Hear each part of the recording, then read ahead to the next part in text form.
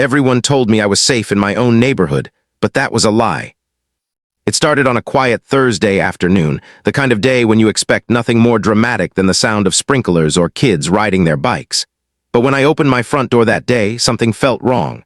3 men stood at the bottom of my porch steps. They wore crisp polo shirts with the letters HOA stitched over their chests. Their clipboards, their forced smiles, it was all too perfect. "Ma'am," the tallest one said, "we need to discuss some violations on your property." Violations, my stomach twisted. I'd lived here for years, paid every due, mowed every inch of grass. I'd never had a problem before. But the way they looked at me wasn't like neighbors enforcing community rules. It was something colder, something predatory. I wanted to shut the door right then, but fear does strange things. It makes you hesitate. It makes you question yourself. So I stood there, heart racing, while they pushed their way onto my porch. And that's when the first seed of doubt was planted. Were they really who they claimed to be? The smallest one started scribbling on his clipboard. "Your fence height is a violation. Your porch color isn't approved. You'll need to come with us to sign papers." Come with them? Since when did the HOA take people anywhere? My breath caught in my throat. I tried to laugh it off to say, "I'll deal with this later," but the tallest man stepped closer. He blocked the doorway, his shadow cutting across the floor. In that moment, a truth hit me like ice. I wasn't talking to HOA officers. I was staring at imposters. But how do you prove that when your voice shakes and your hands tremble? I thought about calling the police, but my phone was on the kitchen counter, just 3 steps away. And yet, with them so close, it felt like a mile.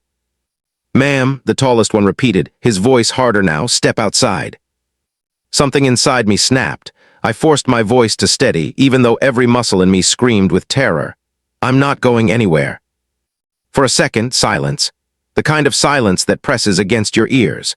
Then the smallest one muttered something under his breath, and they exchanged a look I'll never forget, like hunters realizing their prey wasn't going to run. But here's the strange thing. Fear doesn't just paralyze. Sometimes it sharpens. As I stood there shaking, I remembered something my brother once told me. My brother, the ex-Marine who never flinched at danger. He used to say, "The moment you give up ground, you've already lost the fight." So I planted my feet. My voice cracked, but I repeated, "You need to leave now." They didn't. Instead, the tallest man reached for my arm. And that's when everything blurred. My instincts screamed. My heart pounded like a war drum, but just as his hand brushed my sleeve, a voice thundered across the yard. "Hey." It was my brother. He'd come by unannounced, like fate itself had sent him at that exact second. The imposters froze, and for the first time I felt the air shift in my favor. Because my brother wasn't just family. He was a man trained for moments exactly like this. And what he did next would change everything. "Hey." The sound cracked through the air like a gunshot. The imposter's hand froze just inches from my sleeve. My brother's voice wasn't just loud, it carried weight. Command. The kind of tone that makes men straighten their backs before they even know why. I turned my head and there he was. My brother, boots planted in the grass, fists clenched at his sides, his stare sharper than a blade. He didn't move fast, but every step he took across that yard carried a promise. This wasn't going to end the way those men expected. The tallest one smirked, trying to hide the tremor in his jaw. "This doesn't concern you, sir," he said, forcing authority into his voice. "We're handling a violation, HOA business." But my brother wasn't buying it. He scanned their shirts, their clipboards, their lack of badges. His training taught him to notice the details most people miss. And then, in the most terrifying tone I've ever heard, he asked a question that sliced through their lies like glass breaking. "Which HOA chapter are you with?" The imposters froze. For a second, nobody spoke. The silence felt heavier than the humid air pressing down on us. Finally, the smallest one stammered, "We don't have to answer that, just step back." That was all my brother needed. He stepped closer, his voice low, steady, almost too calm. "You're not real officers, you're frauds, and you're standing on my sister's porch." The tallest man's jaw tightened. He tried to puff out his chest, but the confidence was slipping. He wasn't used to being challenged, not by someone who didn't blink when stared down. And then it happened. The imposter made the mistake of underestimating my brother. He reached into his back pocket, quick, sharp, like he thought he could intimidate us with whatever he was hiding there. I gasped, my knees felt weak. Was it a weapon, a knife? But before my thoughts could catch up, my brother moved. It wasn't reckless, it was practiced. In one fluid motion, he stepped forward, gripped the man's wrist, and twisted it until the clipboard clattered onto the porch. The imposter yelped, his mask of power breaking into raw fear. The other two men stumbled back, eyes darting between each other, unsure if they should run or fight. But my brother wasn't even breathing hard. He leaned in close to the man pinned against the porch rail, his voice so quiet it sent chills down my spine. "You picked the wrong house." The imposter struggled, but there was no breaking free. My brother had trained for this: control, precision, dominance without chaos. He wasn't just stronger, he was smarter. Finally, he shoved the man back toward the yard. "Leave, all of you, and if I ever see you here again, you won't walk away so easy."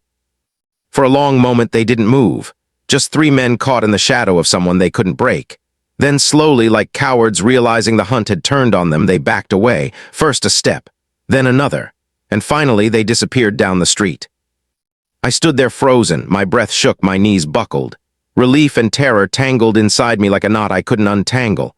I should have felt safe, but instead I felt invaded, exposed. Because the truth was clear now, this wasn't about property violations. This wasn't about paint colors or fences. This had been something darker. My brother closed the door gently, then turned to me. His eyes softened, the soldier fatting into the protective brother I knew. "You all right?" he asked. I wanted to say yes, to tell him his timing saved me, but the words caught in my throat, because deep down I knew this wasn't over. He seemed to sense it too. He pulled out his phone, dialing with muscle memory. "We're calling the police right now." The officers came within minutes. They took notes, asked questions, wrote everything down. But as I watched them, a sinking feeling grew inside me. They didn't look shocked. Concerned, yes, but not surprised. Almost like they'd heard this story before. When one officer leaned in and muttered, "You're not the first," my blood ran cold. Not the first. How many others had been targeted? How many doors had those imposters knocked on? How many neighbors brushed it off, believing the lies until it was too late? That night, I sat on my couch in silence, staring at the locked door. My brother stayed close, never once letting his guard down. But even with him there, a question echoed in my head, louder than any knock on the door ever could. Why me? Why had they chosen my house, my porch, my name? And though I didn't know it then, the answer to that question would lead me down a path I never expected, a path into secrets buried right under my own neighborhood. Because sometimes, the danger isn't in strangers at your door. It's in the lies your own community chooses to ignore. Everyone thinks that once the police come, the danger is over. But that night, after the squad car's lights faded down the street, I sat in the dark and felt more exposed than ever. Because the truth wasn't in their notepads or their polite reassurances. The truth was in the way their eyes shifted when I asked, "Has this happened before?" They didn't answer, not directly. One officer gave a vague nod, like someone who knew more than he was allowed to say. Another just closed his notebook a little too quickly. And when they left, my brother and I were left with silence and questions that cut deeper than any answers. Why me? Why here? I couldn't sleep. I sat on the couch long after midnight, staring at the shadows creeping across my walls. Every creak in the house made my chest tighten. Every headlight passing outside sent a spike of panic through me. My brother sat in the recliner, pretending to rest, but I knew he was listening too. He never really stopped listening. At one point, he opened his eyes and said quietly, "They'll be back." I wanted to deny it. I wanted to believe this was over. But the way he said it, steady, matter-of-fact, like a soldier assessing the battlefield, made me realize something terrifying. He wasn't making a guess. He was making a promise. The next morning, he started asking around. Our neighbors, people we waved to every day, people whose kids played in the cul-de-sac, they looked uncomfortable when he brought it up. One older man shifted on his porch and muttered, "Best not to get involved." A young couple whispered that they'd seen men in polos knocking on doors, too, but didn't want to make trouble. That word, trouble, burned in my chest, since one was asking questions about safety considered trouble. My brother didn't push them. He just nodded, thanked them, and walked me back to my house. But once we were inside, he closed the blinds, lowered his voice, and said, "They're scared. That means this runs deeper than you think." Scared, my neighbors were scared. Of who, of what? I wanted to believe these imposters were just a random scam, a few con men trying to make a quick buck. But the way they moved, the way they watched me, the way my neighbors shut down when asked about them, it didn't feel random. It felt organized, planned, targeted. And that's when my brother asked the question I hadn't dared to whisper out loud. Do you think they knew you were alone? The words cut straight through me. Yes, that was it. They hadn't picked me by chance. They had watched. They had studied. They had chosen me because they thought I was vulnerable. That realization broke something inside me. Fear turned to anger. Anger turned to defiance. I wasn't just a victim. I wasn't going to let them make me one. But before I could even say it, my brother nodded, like he already knew what was boiling inside me. Then we make you less vulnerable, he said. That afternoon, he walked me through every lock, every window, every blind spot around my house. He showed me how to stand, how to use my voice, how to hold my phone like a weapon if I had to. He turned my fear into training. And as the hours passed, I started to feel something I hadn't in days: control. Still, no amount of training could erase the unease. Because the more I thought about it, the more I realized imposters don't show up without a plan. They don't risk exposure unless there's something worth taking. So I started digging. I went through my HOA letters, my emails, every notice I'd ever received. And that's when I noticed something strange. A letter from months ago, one I'd ignored because it looked like junk mail. It wasn't signed by our usual HOA president. Instead, it was signed with just 3 initials, no name, no phone number. At the time, I'd shrugged it off. But now it looked like a warning or a breadcrumb. When I showed it to my brother, his face darkened. This isn't standard. They were softening you up, testing if you'd notice. Testing me, watching me, measuring how much I paid attention. It felt like ice in my veins, because if that was true, then this wasn't the beginning. This had started long before the knock on my door. That night I dreamed of shadows on my porch, hands reaching through the door, my brother's voice shouting but fading before it reached me. I woke up gasping, drenched in sweat, clutching my phone like a lifeline. I almost wanted to give up, to sell the house, to walk away, to leave the danger behind. But then I remembered something else my brother once said. Running doesn't guarantee safety. Sometimes it just guarantees regret. So I stayed. And 2 nights later, the shadows returned. It was almost midnight when I heard it, the faint crunch of gravel outside my window. I froze, straining to listen. Then came the whisper of footsteps on the porch. My pulse raced, my breath caught. They were back. I crept toward the front door, my brother already moving faster than me, silent as a ghost. He pressed his finger to his lips, then motioned for me to stay behind him. We stood there in the dark, waiting. My brother's hand hovered over the doorknob, his body tense, ready, and then a knock. Not loud, not rushed, just a slow, deliberate knock that echoed through the house like a heartbeat. I felt my knees weaken, because it wasn't just a knock, it was a message. They weren't done with me, not yet. The knock, slow, measured, like it belonged to someone who had all the time in the world. I gripped the edge of the wall, my fingernails digging into the paint. My brother didn't flinch. He stood tall, shoulders squared, eyes fixed on the door as if he could see right through it. Another knock, this time harder. Open up. The voice was muffled, but it carried authority. That fake, forced kind of authority I'd heard before. My stomach dropped. It was them. My brother glanced at me, his eyes calm but sharp. A silent command, stay behind me. Then with a sudden movement, he flicked off the last light in the hallway. Darkness swallowed the house. We stood there frozen. The silence stretched until every second felt like a blade pressing against my chest. Then came the sound of the doorknob rattling. They were trying it, testing it. My breath caught. What if the lock gave out? What if? And then my brother did something I didn't expect. He unlocked the deadbolt. I nearly gasped out loud, but his hand rose, steadying me. He wasn't being reckless. He was baiting them. The knob turned again, and this time the door cracked open just an inch.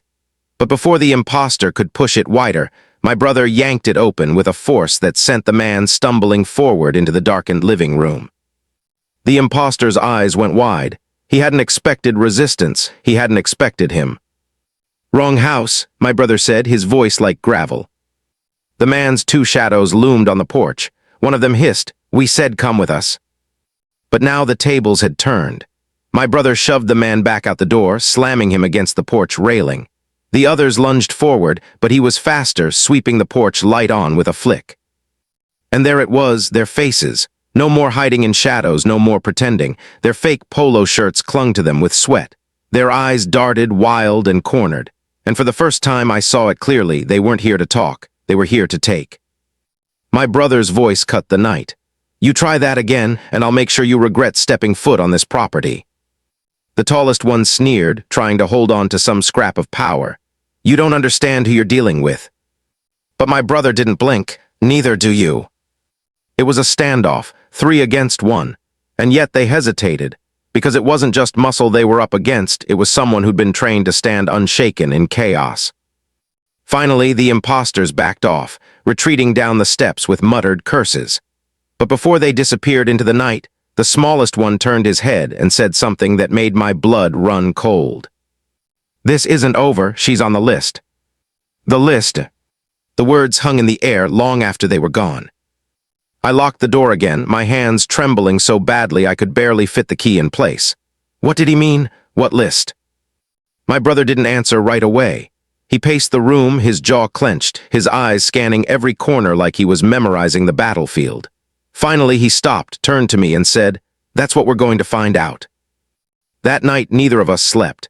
Every sound outside kept me wired, every shadow stretched too long. But deeper than the fear was the question gnawing at me. What list was I on, and how many names were written beside mine? By morning, my brother was already at the dining table with his laptop open. He pulled up the HOA's official site, scanned through minutes, newsletters, public notices. "Something's off," he muttered. "Somebody's using the HOA as a mask." The more he dug, the more threads he found, notices signed with initials instead of names, meeting minutes that didn't match what neighbors remembered, addresses listed that didn't exist.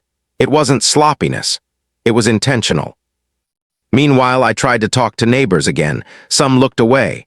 Some shut their doors before I even finished my sentence. But one, Mrs., who'd lived there longer than anyone, pulled me aside. Her voice shook when she whispered, "You need to be careful. People who ask too many questions, they don't last long here." I wanted to press her to demand answers, but the fear in her eyes stopped me, because it wasn't the kind of fear you fake. It was the kind that lives in your bones. When I told my brother what she said, his face darkened. "That list isn't just a threat," he said. "It's a system." A system, organized, deliberate, not a random scam, not a couple of imposters, something bigger. That night he sat me down and spoke words I didn't want to hear. "This won't end with them walking away. If they've marked you, they'll come again. Harder." My throat tightened. "So what do we do?"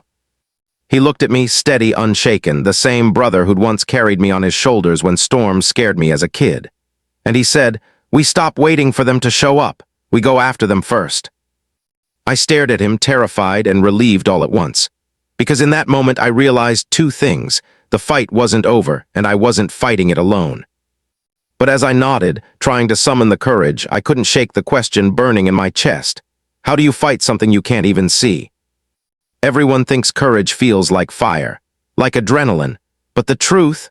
Courage feels like exhaustion. It feels like dragging yourself out of bed the next morning even when your hands still shake from the night before. That's what I felt when I sat across the table from my brother the next day. His laptop glowed between us, 100 tabs open. Names, addresses, scanned notices, maps of our neighborhood. He wasn't just looking for answers, he was building a case. "This list," he muttered, scrolling fast. "It's not just names, it's a pattern." I leaned closer, my eyes scanning the screen. At first it looked like chaos, numbers, house addresses, odd annotations in the margins of old HOA notices. But then I saw it. Some homes had little marks next to them, tiny symbols scribbled like codes. "What does that mean?" I whispered. He tapped the screen. "These aren't random. Look, 3 families here moved out last year. Suddenly, no warning, their houses sold cheap, fast, too fast. Same thing with these 2, and now your address shows up on this letter." My stomach sank. "So, what are they doing?" He leaned back, his face shadowed by the glow of the laptop. "They're targeting people, forcing them out, one by one." The words hit harder than I expected, forcing them out. That's why the imposters came. That's why they tried to drag me from my porch. I wasn't just a homeowner, I was a target. But the question still clawed at me. Why drive people out of their homes? That afternoon we started walking, house by house, street by street, pretending like we were just neighbors out for a stroll. But my brother's eyes scanned everything. Boarded windows. For sale signs that looked too fresh, too polished. A house on the corner that had been empty for months, yet the lawn stayed perfectly trimmed as if someone wanted it to look inviting. "This isn't normal," he murmured. I didn't need convincing. Every house we passed felt like a ghost, lives ripped away, replaced with silence. Finally, we stopped at a house where an older woman, Mrs. Carter, sat on her porch. She'd been there for decades, the kind of neighbor who used to bake cookies for kids on Halloween. When she saw us, her smile faltered. "You shouldn't be asking questions," she said before we'd even spoken. My brother didn't back down. "We just want to know the truth." Her eyes darted around the street like she was checking for ears hidden in the hedges. Then in a whisper so faint I had to lean in, she said, "They don't want us here. The ones who resist disappear." Disappear? The word chilled me. I tried to press her, but she stood quickly, retreating inside her house like she'd said too much. My brother's jaw tightened. "That confirms it. This is bigger than the HOA. Someone's using it as cover." That night he set up cameras around my house. Motion sensors, lights, backup locks. His old military instincts were alive again, and for the first time I saw a side of him I'd only heard about in stories. But even with the lights glowing outside, I couldn't sleep. I sat awake, staring at the letter with those strange initials, turning it over, reading it again and again. My mind kept circling back to the same thought. What if the HOA board itself was compromised? What if the imposters weren't outsiders at all, but insiders? The next day we tested the theory. We went to the HOA office. The building was small, tucked into the corner of a strip mall, the kind of place you drive past without noticing. Inside, it smelled faintly of stale coffee and ink. A woman at the desk smiled politely, but it didn't reach her eyes. "We're looking for the president," my brother said. Her smile faltered. "He's unavailable." "Available?" he repeated, his voice slow, deliberate. She shuffled some papers nervously. "He's out of town, family emergency." I exchanged a glance with my brother. "Out of town, convenient." "Then who's in charge?" I asked. She hesitated, then said, "We're operating as a committee." A committee, no names, no accountability, just a faceless body making faceless decisions. We left with more questions than answers, but one thing was clear. Whatever was happening, the official channels weren't going to help us. That night, as the sun bled into the horizon, my brother sat on the porch with me. The cicadas buzzed, the air heavy with heat. For a while, we didn't speak. Then he said something that stuck in my bones. "Communities are supposed to protect people. That's why HOAs exist, at least on paper. But power, even small power, has a way of attracting the wrong kind of men. And once they taste it, they'll do anything to keep it." I swallowed hard, staring at the street. Every shadow felt like it was watching me. Every silence felt like it was listening. Finally, I asked the question I'd been too afraid to ask until then. What happens if we can't stop them? My brother didn't look at me. He just clenched his jaw and said, "Then we survive them." But survival wasn't enough for me anymore.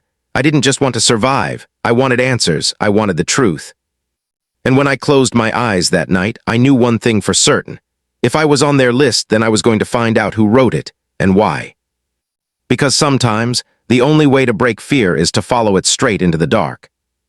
Everyone thinks the truth feels like light, like clarity. But when I finally glimpsed it, the truth felt heavy, suffocating, like stepping into a room where the walls were already closing in. It started with a file my brother found. He stayed up half the night combing through public records, cross-referencing property sales, HOA notices, even utility transfers. And when I stumbled into the dining room at dawn, bleary-eyed and half-dreaming, he looked up from his laptop with a face I'll never forget. "They're flipping houses," he said. At first, the words didn't land. I blinked. What? Flipping, forcing people out, buying the houses cheap, then reselling them at triple the value. It's not about violations. It's not about rules. It's money, pure money. I felt my stomach turn. My home, my porch, my memories reduced to dollar signs on someone's spreadsheet. He pushed the laptop toward me, the screen filled with names, addresses, sale records. And there it was in black and white. Every house that had violated HOA rules, every homeowner who had vanished, every quick sale deal that followed. They weren't random, they were selected, targeted. I whispered, "That's the list." My brother nodded grimly.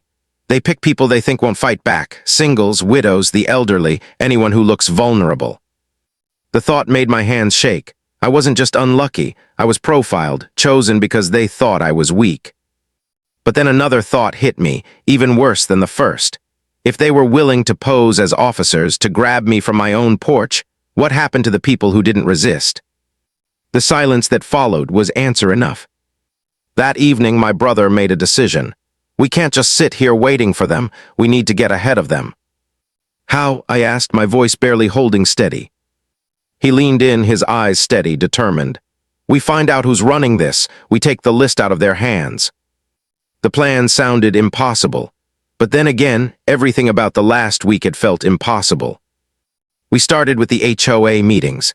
They were posted online, monthly gatherings in a small conference hall near the town library, open to the community on paper. But when we showed up, it was clear. The room wasn't meant for people like us. The moment we walked in, heads turned, conversations hushed. A handful of men in the front row sat stiffly in pressed shirts, clipboards balanced on their laps. Their smiles didn't reach their eyes. The meeting dragged on, filled with discussions about fence heights, trash bins, and lawn care. But underneath the monotony, I felt it, the current of control. Every motion passed without debate. Every decision nodded through by the same few hands. Finally, my brother raised his voice. Who signed off on these violation letters? The room shifted. The president wasn't there, still out of town, they claimed, so a man with thinning hair and sharp glasses answered instead. Those are processed through the compliance committee. Names, my brother said flatly. The man adjusted his glasses. There's no need to make this hostile. But my brother didn't blink. Names. For a heartbeat, no one spoke. Then, like cowards, they moved on to the next agenda item, ignoring the question. I sat there, my heart pounding, realizing something chilling. They weren't even hiding it. Not really.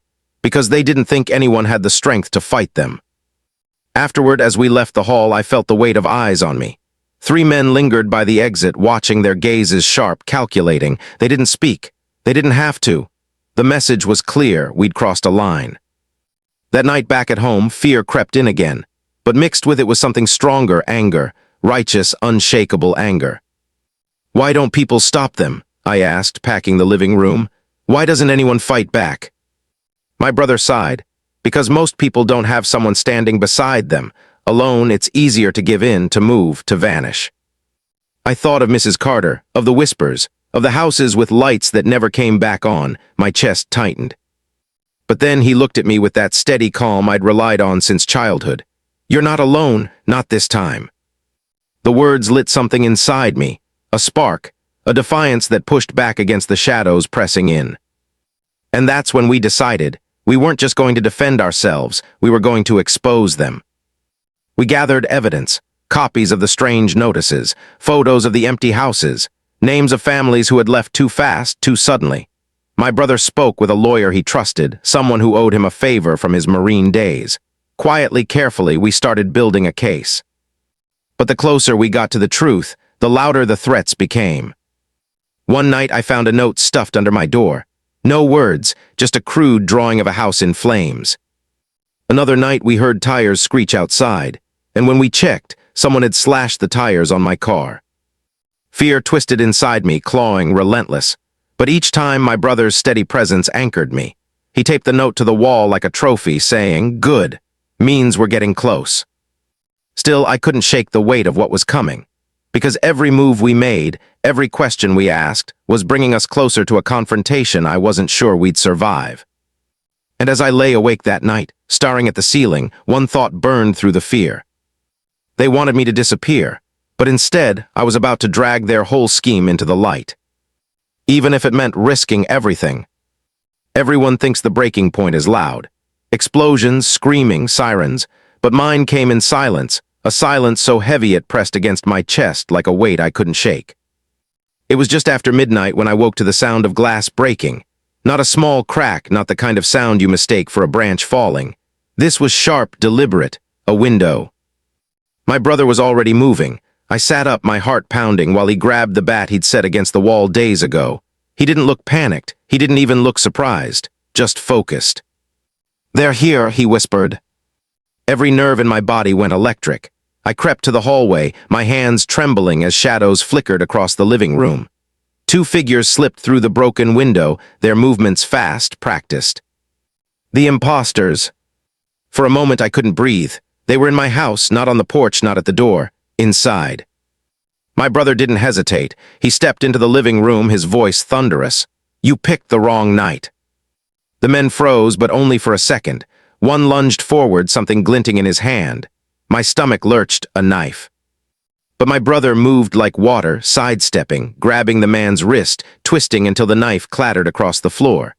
With one swift motion, he slammed the man against the wall. The drywall cracked under the impact. The second man rushed him, swinging wildly, but my brother ducked low, driving his shoulder into the man's chest and sending him crashing over the coffee table. I wanted to scream, to run, but my body wouldn't move. My home, my safe space, had become a battlefield. The first man staggered back to his feet, gasping, his eyes wide with rage. "You don't know what you're doing," he spat. But my brother's voice cut him down. "No, you don't know who you're dealing with." The fight was brutal, fast, a blur of fists and shadows. My brother controlled every move, his training turning chaos into precision. But even as he fought them back, I knew something chilling. These weren't amateurs. They were desperate. And desperate men don't stop. Finally, one of them stumbled toward the broken window, dragging the other with him. They disappeared into the night, leaving behind shards of glass and the echo of their threat. This isn't over. The silence that followed was unbearable. My chest heaved, my body trembling as adrenaline surged through me. My brother stood there, shoulders heaving, fists clenched, staring at the broken window like it was a promise. "They'll come harder next time," he said quietly. I sank onto the couch, tears stinging my eyes. Why won't they stop? Why me? He knelt beside me, his hand steady on mine. "Because you didn't give them what they wanted, and people like that, they can't stand resistance." The police came again, took statements, shook their heads at the wreckage. But their words were empty. They promised patrols, but their eyes told a different story, fear. Even they didn't want to get too close. The next day, my neighbors avoided me more than ever. Curtains closed when I walked by. Conversations hushed when I stepped outside. It felt like the whole community was complicit in my isolation, like silence was their way of surviving. But not me, not anymore. My brother gathered the evidence we'd collected, the letters, the records, the photographs. "We've got enough to make noise," he said, "to draw attention they can't hide from." I wanted to believe him, but the image of those men in my living room haunted me. Their eyes, their rage, their promise that it wasn't over. That night I couldn't sit still. I paced the house, every creak of the floor making me jump. My brother sat watch near the door, calm, steady, like a soldier waiting for orders. At one point, he looked up and said something I didn't expect. "You're stronger than you think." I laughed bitterly. I was frozen, I couldn't even move. He shook his head. "Strength isn't about not being scared, it's about staying. You stayed, you didn't run." His words sank into me, deep and quiet. Maybe he was right. Maybe courage wasn't fire. Maybe it was standing in the middle of the storm and refusing to be swept away. But as the night stretched on, one thought wouldn't leave me. This wasn't just about me anymore. If they had a list, if they had a system, then every house in my neighborhood could be next. And that meant our fight wasn't just survival, it was justice. The imposters had turned my home into they thought they could break me. But what they didn't realize was this: they'd awakened something stronger. Because with my brother beside me, I wasn't just a target anymore. I was a witness. And witnesses don't stay silent forever. Everyone thinks victory feels like fireworks, explosive, triumphant. But in reality, victory feels quieter, heavier, like finally breathing after you've been holding your breath too long. The morning after the break-in, my house felt like a crime scene. Shattered glass glittered on the floor, the smell of fear still thick in the air. But as I swept the pieces into a bag, I realized something. They hadn't destroyed me. They hadn't won. And I wasn't going to let them. My brother spent the day on the phone, his voice steady, his words sharp. He called the lawyer, the county clerk, even a reporter he trusted from his Marine days. He wasn't just preparing for another fight, he was preparing to end it. By evening, we had a plan. A meeting was scheduled in the town hall the next night. The real HOA board would be there, along with residents, reporters, and officials. My brother wanted me to come, to speak. The thought terrified me. My voice had trembled in my own living room. How could I stand before a crowd? But when I saw the quiet determination in his eyes, I understood. This wasn't just about me anymore. It was about every family on that list. The next night, the hall buzzed with tension.